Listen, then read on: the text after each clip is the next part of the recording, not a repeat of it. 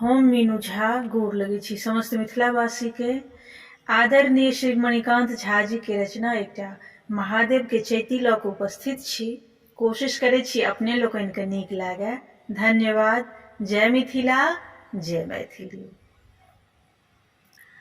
मसाने में धुनी रमोलनी हो रामा, भंगिया बतहबा।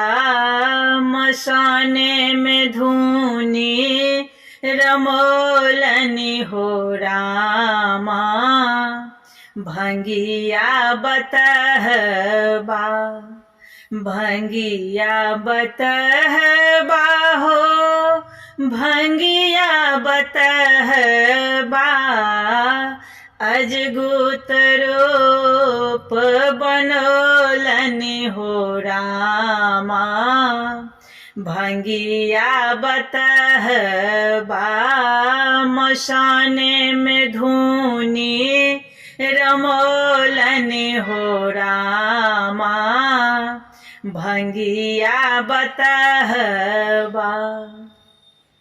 सुनै छलहुँ जे देवक देव छथि, सगर लोक महादेव कहबै छथि।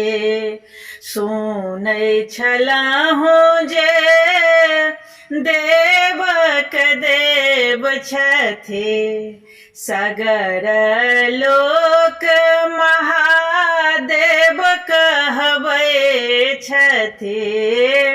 भिखारी रूप देखौलनि हो रामा, भंगिया बतहबा।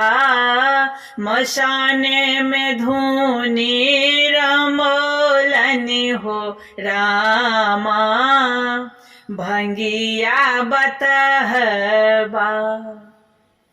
भूत प्रेत संग हिनकर यारे, पिचास बैताली सो भैया रे। भूत प्रेत संग हिनकर यारे, पिशाच बैताले सो भैया रे। अंग विभूति रमोलनि हो रामा, अंग विभूति रमोलनि हो रामा, भंगिया बतहबा। मसाने में धुनी रमोलनि हो रामा, भंगिया बतहबा। भनहि मणिकांत सुनु है गौरे, छथ सदा शिव बुझु ने अघोरे। भनहि मणिकांत सुनु है गौरे, छथि सदा शिव बुझु ने अघोरे।